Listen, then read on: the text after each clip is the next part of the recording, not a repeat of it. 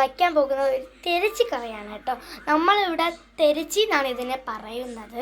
വേറെ വേറെ നാട്ടിൽ തെരണ്ടി അങ്ങനെ ഒരുപാട് പേരുകളും ഇംഗ്ലീഷ് പേരും അല്ല ഒരുപാട് പേരുകളൊക്കെ ഇത് അറിയപ്പെടുന്നുണ്ട്. പക്ഷെ നമ്മളിവിടെ തെരച്ചി എന്നാണ് ഇതിനെ വിളിക്കുന്നത്. മിക്കവരും തെരച്ചി എന്നാണ് കേട്ടോ ഇതിനെ വിളിക്കുന്നത്. ഹലോ ഫ്രണ്ട്സ്, നമുക്ക് എങ്ങനെ തെരച്ചി കറി വയ്ക്കാൻ നോക്കിയാലോ. ആദ്യം നമ്മുടെ ചട്ടിക്കറി നമ്മൾ 3 തെരച്ചിട്ടിട്ടുണ്ട്. ഇതൊക്കെ കുഞ്ഞാണ് കേട്ടോ, കുഞ്ഞാണ്. ഇതിനെക്കാട്ടി നല്ല വലിയതൊക്കെ ഉണ്ട്.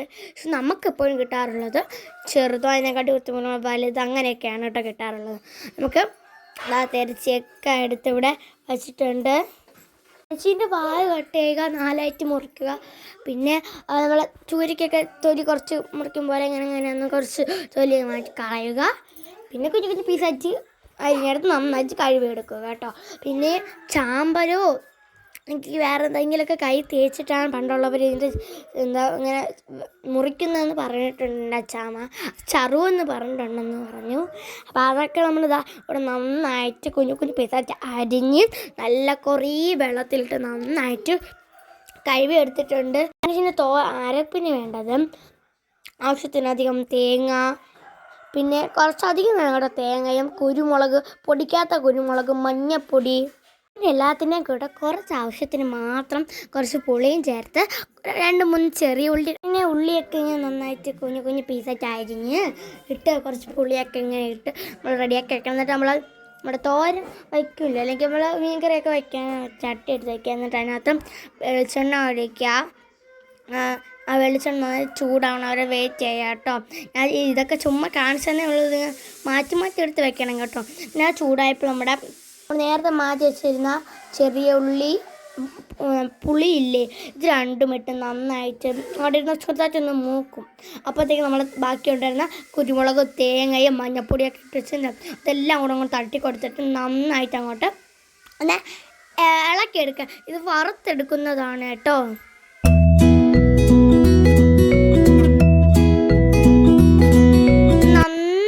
കുറേ നേരം മിക്സ് ചെയ്തുകൊണ്ടിരിക്കണം, എങ്കിലേ എല്ലായിടത്തും പിടിക്കത്തുള്ളൂ കേട്ടോ.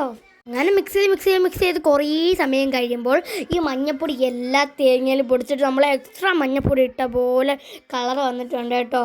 പക്ഷെ നമ്മൾ എക്സ്ട്രാ മുളക് ഒന്നും ഇട്ടിട്ടില്ല. അതിനുശേഷം നിങ്ങൾക്ക് ആവശ്യത്തിന് കുറച്ചധികം പച്ചമുളക് പൊടിയും പിന്നെ കുറച്ച് മല്ലിപ്പൊടിയും കൂടെ ഇട്ട് കൊടുക്കുന്നുണ്ട് കേട്ടോ. ആവശ്യത്തിനും കുറച്ച് കൂടുതലായിട്ട് മുളക് കൂടുതലിടാം.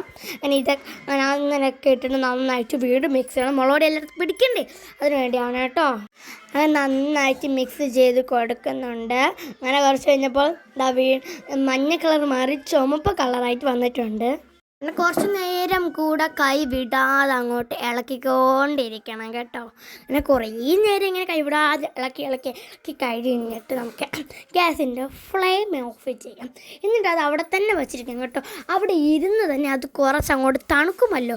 അങ്ങനെ അത് കുറച്ചങ്ങോട്ട് തണുത്തതിന് ശേഷം വേറെ ഒരു പാത്രത്തിലേക്ക് അത് മാറ്റുക. എന്നിട്ട് അതിൻ്റെ പൂർണ്ണമായിട്ടും അതിൻ്റെ ചൂട് മാറാൻ വേണ്ടിയിട്ട് നമുക്കവിടെ മാറ്റി വയ്ക്കാവുന്നതാണ് കേട്ടോ. അപ്പുറത്തെ സൈഡിൽ ഞാൻ കുറച്ച് 5-6-10 കുറച്ചധികം ചെറിയ ഉള്ളിയൊക്കെ ഇവിടെ എടുത്ത് വെച്ചിട്ടുണ്ട്. അതിനെ തൊലിയൊക്കെ കളഞ്ഞ് നന്നായിട്ട് കഴുകി എടുക്കുന്നുണ്ട്. തൊലിയൊക്കെ കഴുകി വെള്ളത്തിയിട്ട് നന്നായിട്ട് അതിനെ കഴുകിക്കൊണ്ടിരിക്കുകയാണ് എൻ്റെ അമ്മ. ഈ ഉള്ളി സവളയൊക്കെ അരിയുമ്പോൾ എത്ര പേര് കരയും, എത്ര പേര് കരയത്തില്ല എന്നൊക്കെ ഒന്ന് കമൻറ്റ് ചെയ്യണേ. ഞാനും അച്ഛനും അച്ഛമ്മ എല്ലാവരും കരയും കേട്ടോ. എൻ്റെ അമ്മ മാത്രം കരയില്ല. അതിന് ശേഷം ആ ഉള്ളി പുറത്തൂടെ തന്നെ നമ്മൾ രണ്ട് പച്ചമുളകാണ് നമ്മൾ എടുത്തിട്ടുള്ളത്. 2-3 നിങ്ങൾക്ക് ഇഷ്ടമുള്ള പച്ചമുളക് എടുക്കാം. 2-3 പച്ചമുളക് എടുത്തിട്ട് അതിൻ്റെ 2-4 മുറിച്ചതിനകത്തിട്ടിട്ട് ഇട്ട് കൊടുക്കുന്നുണ്ട്. വേറൊരു പാത്രത്തിലേക്ക് മാറ്റിയിട്ട് ഇട്ട് കൊടുത്തിട്ടുണ്ട്. പിന്നെ വേറെ സൺഫ്ലവർ ഓയിൽ എടുത്ത് വെച്ചിട്ടുണ്ട്. നമ്മൾ ഇനി തെരച്ച് കറി വയ്ക്കുന്ന പാത്രമാണ് എടുക്കുക, വേറെ ഒരു പാത്രം. അങ്ങനെ ആ പാത്രം ചൂടാകുമ്പോൾ നമ്മൾ എന്നും പറയുന്ന എണ്ണ ഒഴിച്ച് കൊടുക്കുക.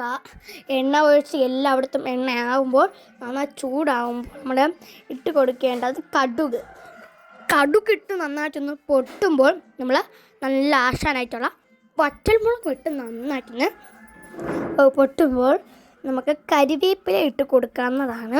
കരിവേപ്പില ഇട്ട് കൊടുത്തിട്ട് നന്നായിട്ട് അങ്ങോട്ട് മിക്സ് ചെയ്താണ് കേട്ടോ കൊടുക്കുന്നത്.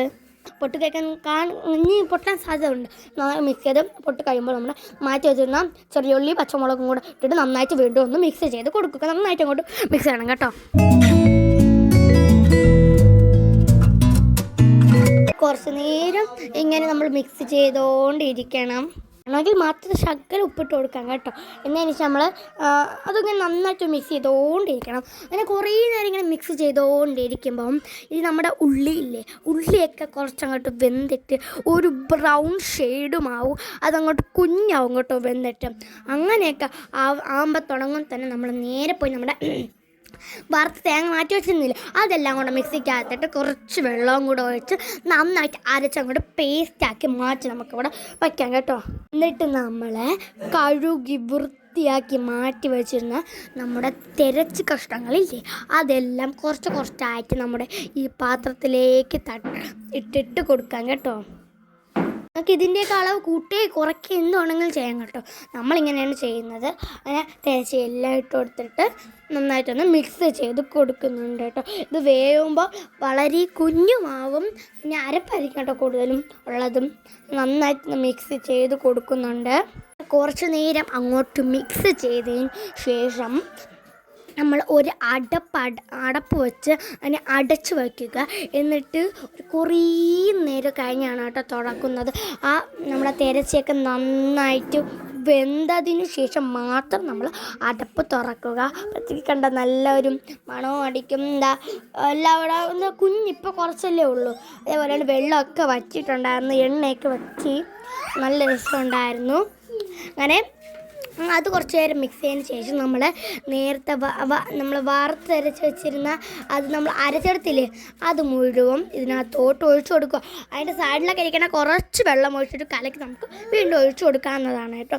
എന്നിട്ട് വീണ്ടും നമ്മൾ നന്നായിട്ട് അങ്ങോട്ട് മിക്സ് ചെയ്ത് കൊടുക്കുന്നുണ്ട്. ഈ തിരച്ചിലും മറ്റേ ഉള്ളിയിലൊക്കെ നന്നായിട്ട് അരപ്പങ്ങോട്ട് പറ്റി പിടിക്കുമെങ്കിലേ രുചി കാണത്തുള്ളൂ.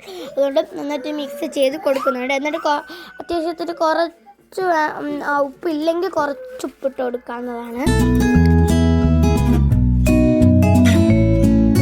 നന്നായിട്ടൊന്ന് മിക്സ് ചെയ്ത് കൊടുക്കാം. എന്നിട്ട് നിങ്ങൾക്ക് വേണമെങ്കിൽ, നിങ്ങൾക്കൊരു ഭംഗി തോന്നണമെങ്കിൽ ഞാൻ ഈ വീഡിയോ കാണിക്കുന്ന പോലെ മുകളിൽ ഇങ്ങനെ അലങ്കാര പണി പോലെ കുറച്ച് കരിവേപ്പില തൂക്കി കൊടുക്കുക. എന്നിട്ട് അടച്ചു വെച്ച് നന്നായിട്ട് വീണ്ടും എല്ലാം വേവണം. നല്ല വെട്ടി തിളയ്ക്കണം കൂടെ. നല്ല വെട്ടി തിളയ്ക്കാൻ നന്നായിട്ടൊന്ന് മിക്സൊക്കെ ചെയ്ത് കൊടുക്കുക. ഇപ്പോൾ തന്നെ ഫൈനൽ കട്ടായി വരുന്നുണ്ട്.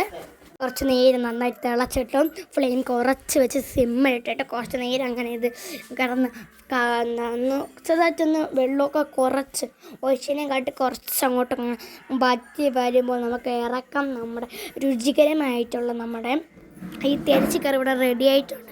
എല്ലാവരും വാങ്ങിച്ച് ഉണ്ടാക്കി നോക്കണം. നല്ല അടിപൊളിയാണ് കേട്ടോ, നല്ല ടേസ്റ്റാണ്, നല്ല രുചിയുണ്ട് കേട്ടോ. അപ്പോൾ എല്ലാവരും ഒന്ന് വാങ്ങിച്ച് ഉണ്ടാക്കി നോക്കണം, മറക്കരുത്.